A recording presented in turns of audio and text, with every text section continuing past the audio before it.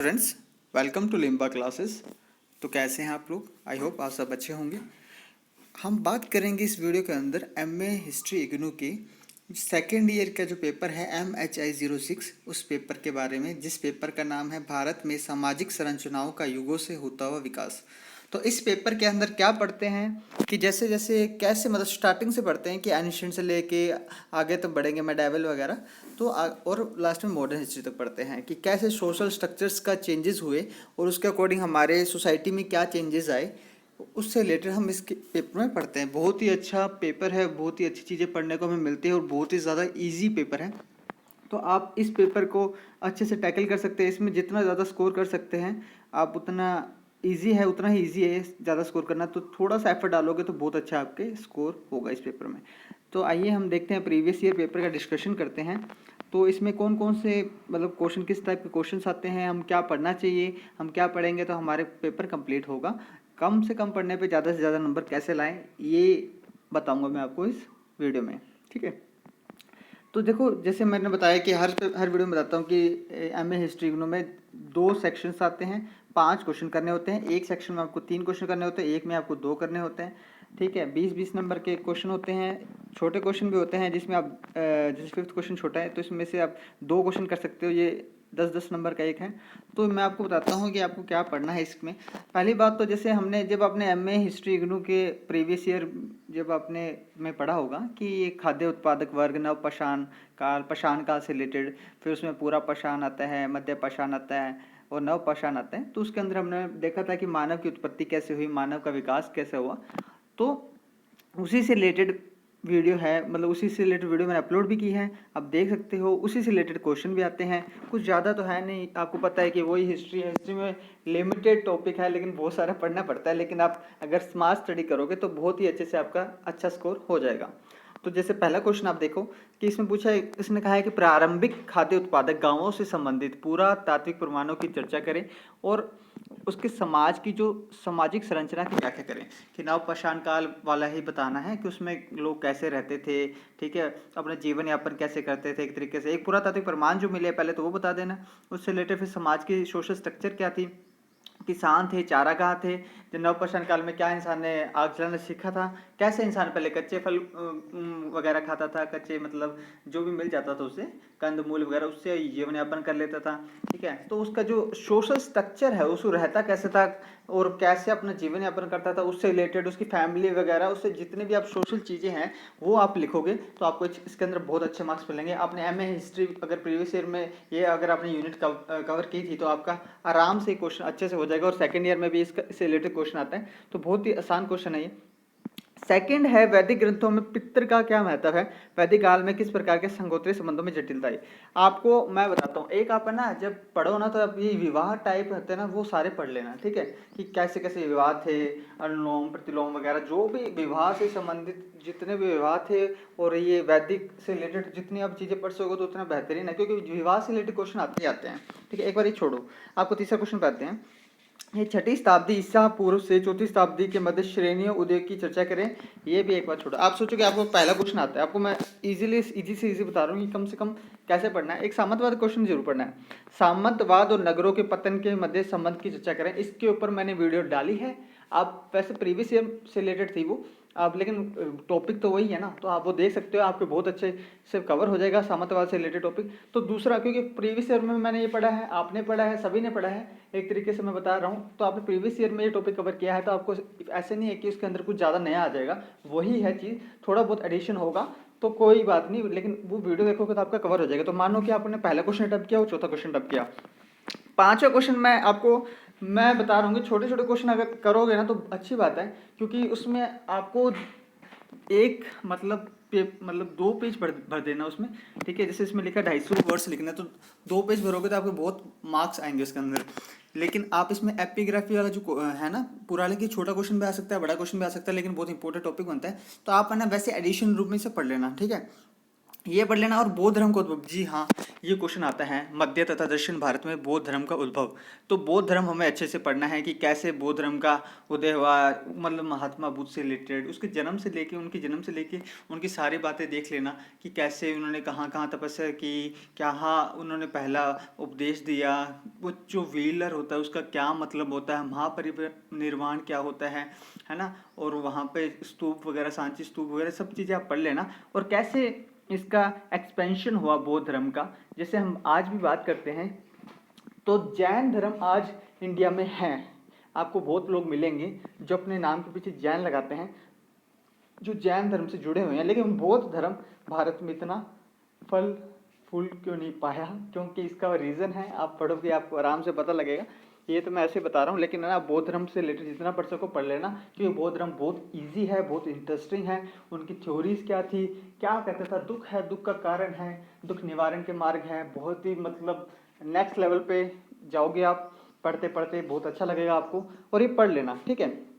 तो ये मैंने कम से कम बताया, और इसमें आपको ना 2 वीडियो तो आपको पहले ही मिल जाएंगी, पहले क्वेश्चन की और चौथे क्वेश्चन की वीडियो आराम से मिल जाएगी आपको, मैंने अपलोड की हुई है। एमए प्रीवियस ईयर में थे, सेकंड ईयर में भी है, ठीक है।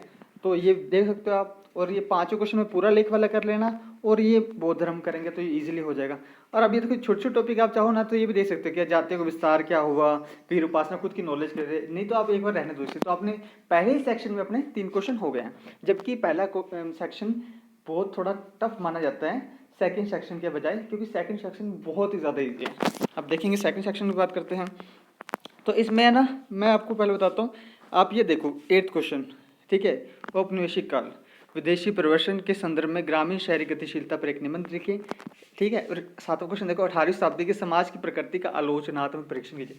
भाई साहब मॉडर्न हिस्ट्री इतनी पढ़ी है प्रीवियस ईयर में आपने, ये क्वेश्चन आपको ना बिना पढ़े भी जाओ तो आराम से आंख बंद करके भी इसे लिख सकते हो। आपको मैं बता रहा हूँ, मॉडर्न हिस्ट्री हमेशा पढ़ो, जितना पढ़ सको पढ़ो, क्योंकि इसके अंदर प्रीवियस ईयर के अंदर भी बहुत सारे क्वेश्चंस आते हैं, सेकंड ईयर के अंदर भी भर भर के क्वेश्चन आते हैं। तो उपनिवेश तो जहाँ दिखे ना तो उसे इतना पढ़ डालो ना, क्योंकि वो आपके हर प्रोस्पेक्ट से आपके लिए इंपॉर्टेंट है, आपके पेपर में बहुत स्कोर करेगा, और बहुत ही इंटरेस्टिंग है, बोर भी नहीं होगी। हिस्ट्री का सबसे बेहतरीन अगर कोई पार्ट है वो मॉडर्न हिस्ट्री है, जिसमें आप बोर नहीं हो सकते। बहुत ही अच्छी अच्छी कहानियाँ समझो, आप कहानी के रूप में समझोगे तो आपको इंटरेस्टिंग लगेगा, ठीक है। तो 3 क्वेश्चन वहाँ से हो गए थे, 2 क्वेश्चन यहाँ से हो जाएंगे। अगर मान लो कि आप कहते हैं यार मेरे को ना इनमें से भी 8वां क्वेश्चन मैं नहीं आता है, ठीक है, तो 9वां क्वेश्चन देखो, औपनिवेशिक काल में भारत के अछूतों के सामाजिक भेदभाव संबंधी अनुभवों का वर्णन करो। यार इतने सारे मतलब एग्जाम्पल्स मिल सकते हैं आपको अछूतों से रिलेटेड। आपको आपने उनका नाम सुना हो तो श्री गुरु नारायण, ऐसे कुछ नाम है उनका, उन्होंने एक केरला में मूवमेंट चलाया था, ठीक है। और बहुत सारे साउथ इंडिया में बहुत सारे मूवमेंट चले थे, अछूतों ने चलाए थे, ताकि उनको भेदभाव का सामना ना करना पड़े। तो ये बहुत ही आसानी से आप लिख सकते हो, बहुत ही ज़्यादा आसानी से। 3 क्वेश्चन तो वहाँ आराम से अटैम्प्ट हो रहे थे, 3 यहाँ पे हो रहे हैं। और 10वां क्वेश्चन देखो, छोटे क्वेश्चन देखोगे ना बहुत ईजी जाते हैं। 10वीं का लास्ट देखो, मोपला विद्रोह, इतना आसान क्वेश्चन है यार। कब स्टार्ट हुआ था, खिलाफत आंदोलन के आसपास स्टार्ट हुआ था, उधर से उन्होंने प्रेरणा ले ली थी। इसके ऊपर मैं एक अलग सी वीडियो बनाऊंगा, इसलिए मैं इसके बारे में बात नहीं करूंगा। बहुत इजी क्वेश्चन है मोपला विद्रोह, ठीक है। और उसका 10वीं का सी देखोगे तो भी देखो, उपनिवेशवीर आ गया, पूंजीपति वर्ग का विकास कैसे हुआ, कैसे उपनिवेश के टाइम पे पूंजीपति वर्ग डेवलप्ड होता रहा। पूंजीपति वर्ग साहब एक तरीके से समझो जो अमीर लोग हैं, ठीक है, एक तरीके से समझो जमींदार वर्ग है। यार देखो अंग्रेज आए थे, अंग्रेजों ने राज किया 200 साल से, वैसे 1600 से आए थे और 1947 तक रहे थे, लगभग 350 साल रहे थे। लेकिन 1757 मान के चलो आप, ठीक है, प्लासी के युग के बाद तो वो क्या हुआ, पॉलिटिकल पावर बन गए थे। जब पॉलिटिकल पावर बन गए थे तो यहाँ की राजनीति के अंदर वो दखल देने लगे। जब वो राजनीति के अंदर दखल देने लगे तो उनके पास फाइनेंशियल राइट्स हुए, ठीक है, फाइनेंशियल राइट्स पूरी तरीके से उन्होंने अपने कंट्रोल में कर लिया, ठीक है। इलाहाबाद की संधि हो गई थी, 64 में हो गया था बक्सर, 65 में हो गया था इलाहाबाद की संधि, हो गई थी ना। फिर सारे उन्होंने कहा चलो यार बैठा देते एक अपने निज़ाम को कहा भाई सब तू एडमिनिस्ट्रेशन देख ले, पैसा वाला जो मामला है वो मैं देख लूँगा, ठीक है ना। बहुत ईजी है, बहुत ज़्यादा ईजी है। तो वही रिलेटेड के, क्योंकि जमींदार वर्ग को उन्होंने बाद में यार आगे आगे जाओगे तो आपको 1790 के आसपास देख लो कि लैंड रिफॉर्म्स कर दिए, लैंड रिफॉर्म से रिलेटेड वीडियो आ चुकी है, आप देख सकते हो। और 1790 में क्या कहा, जमींदारी व्यवस्था आ गई, ठीक है। इससे पहले जारीदारी आ गई थी, रैयतवारी और महलवारी, ये चार बढ़िया बढ़िया सिस्टम ला दिए उन्होंने अपने हिसाब से, बढ़िया इंडिया के हिसाब से नहीं करे, उनके हिसाब से, ताकि उनको मिलता रहे टैक्स। टैक्स मिल रहा है भाई सब, आराम से घर बैठे बैठे पैसे आ रहे हैं, ठीक है। पहले जमींदारी लगा दी थी, फिर रैयतवाड़ी, फिर महलवाड़ी। तो उस अकॉर्डिंग उन्होंने जमींदार को क्या बना लिया था, पहले क्या नाम है जमींदारी पढ़ते हैं तो एक ऐसा वर्ग उन्होंने तैयार कर लिया था जो कि वो उनके हितों की रक्षा कर रहा है, अंग्रेजों के हितों की। और पैसा क्या कर रहा है, पैसे उनको मिल रहा है जमींदार को, लेकिन बहुत कम हिस्सा, 1/11 हिस्सा मिल रहा था, जबकि 10/11 हिस्सा किसको मिल रहा था, गवर्नमेंट को मिल रहा था। तो उन्होंने एक, अगर जमींदार नहीं होते ना तो वो अंग्रेज इतना शासन कर ही नहीं पाते। उन्होंने अपना एक ऐसा फ्रेंड ढूंढा इंडिया में जिसे थोड़ा सा लालच दे के ना, है ना, जो कहता है ना, गोली दे दे यार, थोड़ी गोली दे दे, और वो अपना काम कर रहा है, चापलूसी कर रहा है, ठीक है। तो उससे रिलेटेड आप कुछ भी लिखो, ठीक है, जितना लिख सको भर भर के लिखो भाई, आराम से नंबर आएंगे। यार 4 क्वेश्चन हो गए, इसमें 7 क्वेश्चन हो गए, जब करने अपने को 5 ही है। अभी तो मैं बता रहा हूँ कि कितना इजी पेपर आता है, इसलिए मैं आपको थोड़ा और डिटेल में बता रहा हूँ। आगे आप पेपर देखोगे ना तो देखते रहोगे कि यार ये भी आता है, ये भी आता है, ये भी आता है, कौन से करूँ, ऐसे सोचोगे, इतना ईजी पेपर है ये, ठीक है। फिर वो दास प्रथा, दास मध्यकाल में भारत में दास और दास प्रथा, ये भी इजी है। मध्यकालीन भारतीय ग्रामीण समाज संबंधी ब्रिटिश लेखन, ये भी इजी है। चलो ये रहने देना, आप COD आराम से कर सकते हो, ठीक है। तो इसमें ऊपर भी 3 हो रहे थे, इसमें 4 क्वेश्चन हो रहे हैं, तो आप देख लेना कि कौन सा आपको करना है, ठीक है। चलो अगले पेपर की बात करते हैं जो जून 2017 से रिलेटेड है। और इसमें हम कह रहे हैं ना, जैसे हमने पढ़ा कि ये टॉपिक है भाई साहब, मैंने बौद्ध धर्म पढ़ लिया, जैन धर्म पढ़ लिया, मैं नवपाषाण वाला पढ़ लिया था कि वहाँ की सोशल स्ट्रक्चर्स वगैरह क्या थी, मैंने पढ़ लिया था वहाँ लैंड रिफॉर्म्स, मैंने उपनिवेश से रिलेटेड पढ़ लिया, मैंने मोपला विद्रोह वगैरह जो छोटे मोटे सारे थे मैंने वो पढ़ लिए, ठीक है। 18वीं शताब्दी में भारत, 18 मतलब मॉडर्न हिस्ट्री में क्या कैसी स्ट्रक्चर थी, अकाल वगैरह आए वो भी पढ़ लिए, और कैसे कैसे अंग्रेजों ने राज किया, और क्या क्या सोशल रिफॉर्म्स हुए वो भी पढ़ लिया, सामाजिक धार्मिक सुधार आंदोलन तो बहुत ही बेहतरीन टॉपिक है, वो पढ़ लिया। क्या आ जाएगा यार, मॉडर्न हिस्ट्री पढ़ो ज़्यादा से ज़्यादा, मैं तो कहता हूँ, क्योंकि मॉडर्न हिस्ट्री पढ़ोगे तो आपको 3 से ज़्यादा क्वेश्चन कंप्लीट होंगे इस पेपर में, ठीक है। तो इतना हमें पता लगा। फिर हम बात करते हैं इस पेपर के बारे में। तो वर्ण व्यवस्था वाला आ गया, फिर छोड़ो, बहुत जैन आ गया, फिर वही, ठीक है, दूसरा हो जाएगा आराम से। फिर 5वां देखो, हड़प्पा सभ्यता, भाई साहब इतनी आसान क्वेश्चन, इस पे तो पूरे आधा घंटा पौने घंटे की वीडियो डाली है, देख लेना। सामंतवाद फिर आ गया, ये भी आता है। 5 क्वेश्चन करूंगा मैं इसमें, पहले 5 क्वेश्चन करूंगा, ठीक है। मैंने दूसरा भी करूंगा, बहुत जैन धर्म नहीं आएंगे तो यार मेरे को क्या आएगा जिंदगी में, इतना आसान क्वेश्चन है। चलो मैं इससे 2 ही क्वेश्चन करता हूँ, मैं सेक्शन B पे जाता हूँ, ठीक है। वही 18वीं शताब्दी, पतन का काल या संक्रांति का, अरे भाई साहब कितनी बार मॉडर्न हिस्ट्री पढ़ूंगा मैं। चलो 10वें क्वेश्चन पे आते हैं। भक्ति आंदोलन पढ़ना है आपको, हाँ एक भक्ति आंदोलन पढ़ लेना। किसान सभा, मैंने कहा ना, जैसे किसान सभा, ये आंदोलन वगैरह पढ़ लेना तो इजी है। जनगणना रिपोर्ट भी इजी है, ग्राम सुधार, ये सब इजी है, ठीक है। 9 क्वेश्चन देखो, वही 19वीं शताब्दी में सामाजिक सुधार, राष्ट्रवादियों के सामाजिक सुधार, वही सामाजिक धार्मिक सुधार आंदोलन, कितनी बार पढ़ोगे।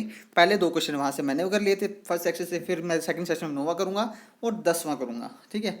फिर मैं 8वां भी कर सकता हूँ, क्योंकि 19वीं शताब्दी में उपद्रवों की प्रमुख विशेषता, यार पता है आपको, इंडिया में अंग्रेजों ने राज किया ना, इसका सबसे बड़ा जो उनका फॉर्मूला था, डिवाइड एंड रूल, हिंदू मुसलमान को लड़ाना, सांप्रदायिक दंगे करवाना, ठीक है, उनके धार्मिक भावनाओं को चोट पहुंचाना, उन्होंने जो एकता में शक्ति थी उनको तोड़ना, ये इसी कारण से उन्होंने इतना राज कर लिया। नहीं तो कहाँ वो राज करने वाले थे यार। एक छोटा सा देश है ब्रिटेन, ब्रिटेन इंग्लैंड कुछ ही कह लो, वो कितना कर लेगा यार। लेकिन ये हमारी थोड़ी बेवकूफ़ी भी थी, लेकिन हम में यूनिटी भी नहीं थी, लेकिन बेवकूफ़ी भी नहीं, लेकिन जब इतनी बड़ी शक्ति ने जब हम पे पावर कंट्रोल किया तो इसमें टाइम लगता है। लेकिन हमारे जो आदर्श है, हमारे जो स्वतंत्रता सेनानी थे, जिन्होंने हमारे देश के लिए इतना ज़्यादा काम किया, इतना उन्होंने चेतना फैलाई, जैसे महात्मा गांधी जी हो गए, जैसे अंबेडकर साहब जी हो गए, भगत सिंह हो गए, कुछ तो स्वतंत्रता सेनानी के नाम जानते हो आप, मोस्ट ऑफ तो जानते भी नहीं होंगे। सभी ने अपने देश के लिए इतना कुछ किया, उसके बाद हमें स्वतंत्रता मिली। और आज हम कैसे, जैसे हम जी रहे हैं ना, हम जैसे फ्री है, हमें लिबर्टी है, हमें राइट्स है ना, तो वो सब उन्हीं की देन है। तो हमें उनके लिए, उनके प्रति बहुत थैंकफुल होना चाहिए, है ना। चलो आगे बढ़ते हैं। एक यार मैं आपको टॉपिक बताता हूँ। आप है ना नगरीकरण वगैरह पढ़ो ना, तो जैसे सिंधु घाटी सभ्यता वगैरह पढ़ते हो, तो सेकंड भी एक नगरीकरण आता है जो कि माना जाता है 600 बीसी से 300 बीसी के टाइम पे। वो जरूर पढ़ना, बहुत ही आसान है और बहुत ही इंपॉर्टेंट टॉपिक भी बनता है। आपको दिख जाएगा भी कहीं ना कहीं। ये देखो, छठी शताब्दी में समाज में क्या परिवर्तन, इजी दूसरे जाति विवाह वाला वापस आ गया, विवाह आता है मेरे को भाई साहब। धर्म, धर्म फिर क्वेश्चन धर्म पे आ गया, तीसरा क्वेश्चन आसान। पांचवें क्वेश्चन पे आता हूँ, चौथा तो मैं छोड़ रहा हूँ एक बार। चैत्य विहार, बौद्ध धर्म पढ़ लिया तो ये क्या है, प्रेयर होल्स लिखने हैं, उनके बारे में लिखना है, मोंक्स वगैरह इजी है। वही अनुष्ठानों को सामाजिक महत्व, क्या सोशल इंपॉर्टेंस है उनका, यार बहुत इजी है। सेकंड सेक्शन में देखते हैं। मध्यकाल में महिलाओं की स्थिति की चर्चा करें, कर देंगे भाई साहब, कोई बड़ी बात नहीं है। ये चलो छोड़ो, मेरे को नहीं आता, मैं मानता हूँ मेरे को आता ही नहीं है। मैं पहले देखूंगा आठवां क्वेश्चन। ब्राह्मणवादी परंपरा की विरासत, जातीय उपनिवेश की खोज थी या जाति उपनिवेश की खोज थी या ब्राह्मणवादी परंपरा की विरासत। यार ये क्वेश्चन ऐसे लिखो तो लिख लो, कोई बड़ी बात नहीं है, लेकिन थोड़ा सा ना अपने हिसाब से लिखना है कि न्यूट्रल आंसर लिखना है कि सामने वाले की भावनाओं को ठेस ना पहुंच जाए, है ना, क्योंकि जाति बहुत ही ज़्यादा संवेदनशील मुद्दा है। आप ये आसानी से लिख सकते हो। और अब जब मैं कह रहा हूँ कि धार्मिक जो सामाजिक धार्मिक सुधार आंदोलन पढ़ लिखने हैं, अब भक्ति आंदोलन भी कर लेना, सूफी आंदोलन भी कर लेना, सातवां क्वेश्चन हो जाएगा आपको, ठीक है। और वही 19, अगर ना भी करो तो भी आपका आराम से हो रहा है। देखो 19वां देखो, सॉरी 9वां क्वेश्चन देखो, 19वीं शताब्दी के लोकप्रिय जन आंदोलन की प्रमुख विशेषताओं का संक्षिप्त विवरण कीजिए। जो उस टाइम आंदोलन चले थे उससे रिलेटेड बातें लिखनी है, लिख देंगे, कोई बड़ी बात नहीं। 10वां क्वेश्चन देखो, औद्योगिक श्रम की प्रकृति, संगठन, संस्कृतिकरण, बलूतेदार, शहब अशोक। आप संस्कृतिकरण पे आप लिख सकते हो, अगर आप हिस्ट्री के स्टूडेंट हो तो आपको पता होना चाहिए इससे रिलेटेड चीज़ें। आपको ये क्वेश्चन प्रिपेयर करके नहीं जाने होते, ये वहाँ पे आओ ना तो आप वैसे ऐसे क्वेश्चन टैकल कर सकते हो। आप लिखो, उसको लिखो, बल्कि मैं कह रहा हूँ जो क्वेश्चन नहीं आता ना उसको भी आप देखो कि आप कैसे लिख सकते हो। अगर आपको आता है तो वो बढ़िया ही आप करो, लेकिन कई बार हो सकता है कि आपका पेपर कंप्लीट ना हो रहा हो, लेकिन जैसे मैं बता रहा हूँ तो वो करोगे तो आपके आराम से पेपर कंप्लीट होगा। अगर ना भी होना तो भी आप ऐसे क्वेश्चन टैकल करने आने चाहिए आपको, है ना। तो ये भी पेपर आराम से कंप्लीट हो रहा है। अगला पेपर हड़प्पा समाज आता है, चैत्य विहार, बौद्ध धर्म, फिर से वही मंदिरों की भूमिका, जाने दो। तीसरा, पांचों क्वेश्चन छोटे क्वेश्चन, संगम साहित्य आ गया, बौद्ध धर्म का विस्तार फिर यहाँ पे आ गया, जातियों का विस्तार आ गया। कुछ अच्छा क्वेश्चन दिखाओ यार। 9वां क्वेश्चन, औपनिवेशिक वन नीतियों का जनजातीय समुदायों पर क्या प्रभाव। यार वही फॉरेस्ट पॉलिसी, फर्स्ट ईयर में इतनी बार पढ़े होंगे तुमने, फिर से आ गए इसमें। फिर वही सामाजिक सुधार आंदोलन आ गया, ठीक है। फिर आप देखो काल मार्क्स के विचार आ गए भारतीय ग्रामीण समाज पर, संथाल विद्रोह पढ़ लेना, मोपला विद्रोह पढ़ लेना, है ना। ये छोटे छोटे विद्रोह पढ़ लेना, कोई दिक्कत वाली बात नहीं, ईजी है। फिर खाद्य उत्पादक समाज, फिर अतीत के निर्माण से पुनर्निर्माण वाली बातें, वैवाहिक संस्था वापिस से वही, है ना। फिर देखो भारत में ये प्राचीन भारत में द्वितीय नगरीकरण यहाँ पे आ गया। ये मैं आपको जानबूझ के कर रहा हूँ क्वेश्चन करने को, देखो आए ना आए, लेकिन आपको ये बहुत ही इंटरेस्टिंग पार्ट है कि 600 से 300 बीसी के आसपास जब मौर्य काल का टाइम था, जब जनपदों का उदय हो रहा था, आप ऐसे समझो जब मगध उत्कृष्ट हो रहा था, मगध अब सुप्रीम पावर बन रहा था उस टाइम पे। क्यों बना था, रीज़न क्या था, क्योंकि ऐसे ही थोड़ी नगरीकरण होता है, कोई ना कोई बड़ा रीज़न होता है। तो मैं आपको बताता हूँ कि उस टाइम हो रहा था लोहे का एक्सपेंशन वगैरह हो रहा था, ठीक है। लोहे का यूज़ होने लगा था, लोहे का यूज़ हो रहा था जिससे प्रोडक्शन हो रहा था, प्रोडक्शन हो रहा था तो पता है प्रोडक्शन होगा, ठीक है। लोहा है, मगध तो इसलिए बना था, वहाँ पे हाथी भी थे, युद्ध कर सकते थे, गतिशीलता का गुण, गतिशीलता बढ़ रही थी उस वक्त, इसीलिए सेकेंड अर्बनाइजेशन की जो नींव है वो बनी, या फिर कह दो कि सेकेंड अर्बनाइजेशन स्टार्ट हुआ, द्वितीय नगरीकरण स्टार्ट हुआ था प्राचीन भारत में। बहुत ईजी है यार, पढ़ोगे तो और आ जाएगा आराम से। पांचवे का बी देखो, फिर बौद्ध धर्म की लोकप्रियता, मध्य पूर्वी भारत में कह देता है, कभी साउथ में कह देता है, अलग अलग जगह कह देता है तो वही ना, पढ़ोगे तो आराम से कंप्लीट होगा, ठीक है। फिर सेक्शन बी वही मिलेंगे मेरे को वापिस से, अब मॉडर्न हिस्ट्री। 10वां क्वेश्चन पे देखते हो, गांधी जी क्या विचार क्या थे जाति शोषण पे, हरिजन में क्या लिखा था, बहुत आसान क्वेश्चन। डी देखो, कृषि पे वाणिज्यीकरण के प्रभाव, कमर्शलाइजेशन ऑफ एग्रीकल्चर। भाई साहब सभी चीज़ें का कमर्शलाइजेशन हो रहा है आजकल, तो एजुकेशन का भी हो रहा है, उसने उस टाइम तो एग्रीकल्चर का हो रहा था। कैसे वो टैक्स ज़्यादा से ज़्यादा, उनका क्या उद्देश्य था, उपनिवेश क्या होते हैं, उपनिवेशी शक्ति का मूल उद्देश्य क्या होता है, उनका होता है कि भाई साहब अपने मात्र देश के लिए दूसरे जो कमजोर देश है उसका शोषण करना है, आर्थिक सामाजिक राजनीतिक जितने टाइप से आप कर सकते हो उतने टाइप से, ठीक है। तो वही उसका उद्देश्य था, ज़्यादा से ज़्यादा टैक्स लगा रहे थे, किसानों की हो रही थी दशा बहुत ही भयंकर, है ना, बहुत ही दयनीय। और जब भी अब कहते हैं ना अकाल जो पड़ा था उसमें बहुत लोग मरे थे, क्या वो प्राकृतिक प्राकृतिक था या फिर प्रत्यायोजित? क्योंकि ऑब्वियसली आप आपदा आ रही है तो प्राकृतिक है, लेकिन आप उस टाइम उनकी हेल्प नहीं कर रहे हैं, है ना, टैक्स ज़्यादा आप ज़्यादा से ज़्यादा लगा रहे हैं, उनके पास खाने के लाले पड़ रखे हैं, है ना, तो वो प्रत्यायोजित ज़्यादा हमें लगता है। ये क्वेश्चन बनता है, बहुत ही बेहतरीन क्वेश्चन बनता है। और ये देखो फिर जनजातीय संबंधी औपनिवेशिक दृष्टिकोण, वैष्णव धर्म, धर्म तो पढ़ ही रहे हो आप, बौद्ध धर्म, जैन धर्म, वैष्णव धर्म, शैव धर्म, सब बिजी है, आराम से पढ़ सकते हो। 9वां क्वेश्चन देखोगे, राष्ट्रवादियों के आंतरिक सामाजिक वर्ग विभेद, वही कौन राष्ट्र, यार देखो राष्ट्रवादी थे, उदारवादी, उग्रवादी, उदारवादी में कौन थे, है ना, अब हम पढ़ लेंगे और फिर उग्रवादी पढ़ लेंगे, लाल बाल पाल पढ़ लेंगे, सब पढ़ लेंगे, कोई दिक्कत वाली बात नहीं। 9वां भी आसान है, 10वां भी होगा और छठा भी हो ही रहा है। और पहले में भी हो गया था मेरे, 5वां क्वेश्चन हो रहा था मेरे यहाँ पे, मैंने यहाँ से तीसरा कर लिया, दूसरा भी कर सकता हूँ, 3 क्वेश्चन मैं यहाँ से कर लूँगा और यहाँ पे मैं 9वां और 10वां कर लूँगा, 5 क्वेश्चन। देखो यार वही बार बार क्वेश्चन आएंगे, आप देख लेना, बाकी पेपर भी है वही बार बार आएंगे, हर पेपर में आप देखोगे वही क्वेश्चन आएंगे। तो आपको करना क्या है, छोटे छोटे जो टॉपिक है ना वो भी देख लेना, जो 10th के 4 छोटे, लिंग भेदभाव, संथाल विद्रोह, पंच मुकदम, वश्य शक्ति का विकास वगैरह, श्रेणी संरचना, चैत्य विहार, तप, प्रारंभिक खाद्य उत्पादों की सामाजिक सामाजिक संरचना। देखो बार बार वही आएगा, कितने मर्जी आप चेंज कर लो लेकिन चीज़ें वही रहेगी। तो आपको करना क्या है, जो सिलेक्टेड टॉपिक है वो पढ़ने हैं, धर्म पढ़ लेना, जैन धर्म पढ़ लेना, कैसे उन्होंने नवपाषाण काल, मध्य जो पूरा पाषाण, मध्य पाषाण, नवपाषाण काल में कैसे सोशल स्ट्रक्चर्स में चेंजेस हुआ वो पढ़ लेंगे हम, ठीक है, बहुत इजी है। जब मैंने धर्म पढ़ा, बौद्ध धर्म कैसे फैला, जैन धर्म कैसे फैला है, और मैं द्वितीय नगरीकरण पढ़ लूँगा, मैं उपनिवेश पढ़ लूँगा, है ना, मैं मतलब आप समझ रहे हो ना बात, उपनिवेश शक्ति पढ़ लूँगा, कैसे सोशल रिफॉर्म्स हुए, रिलीजियस रिफॉर्म्स हुए, कैसे जात, विवाह पढ़ना है, विवाह जरूर पढ़ना है, विवाह से रिलेटेड ये एपिग्राफी पढ़ लेना, बहुत ईजी है, ठीक है, ये पढ़ लोगे। और ये जो थोड़ी चीज़ें रहती है वो पढ़ लेना, मोपला विद्रोह वगैरह पढ़ लेना, ये बस मॉडर्न हिस्ट्री से ज़्यादा क्वेश्चन आएंगे, वो ज़्यादा से ज़्यादा पढ़ लेना, और ना पढ़ोगे तो भी उसे लिख सकते हो। तो बहुत ही ईजी पेपर है, बहुत ही ज़्यादा स्कोर कर सकते हो, और जितना अच्छा स्कोर करोगे उतना ही अच्छा है आपके लिए, ठीक है। और इससे रिलेटेड टॉपिक जो मैंने आपको बताया उसमें आपको लगे कि भाई साहब मेरे को ये लग रहा है थोड़ा सा हार्ड टॉपिक, मेरे को ये समझ में नहीं आ रहा है, तो कमेंट करके बता दीजिएगा, मैं आपके लिए उस पर्टिकुलर टॉपिक पे वीडियो बना दूंगा, अच्छे से समझा दूंगा ताकि आपका क्वेश्चन कवर हो। बाकी मैं और वीडियो बनाऊंगा, ये तो मैंने पेपर डिस्कशन किया है कि आपको क्या पढ़ना है क्या नहीं पढ़ना, अब इसी से रिलेटेड मैं वीडियो भी बनाऊंगा, और आप भी बता देना कि इसी से रिलेटेड या फिर कोई भी और जिस टॉपिक में आपको डिफ़िकल्टी आ रही है, जो आपको लगता है कि इंपॉर्टेंट है, तो बता देना, मैं उससे रिलेटेड वीडियो बना दूंगा, ठीक है।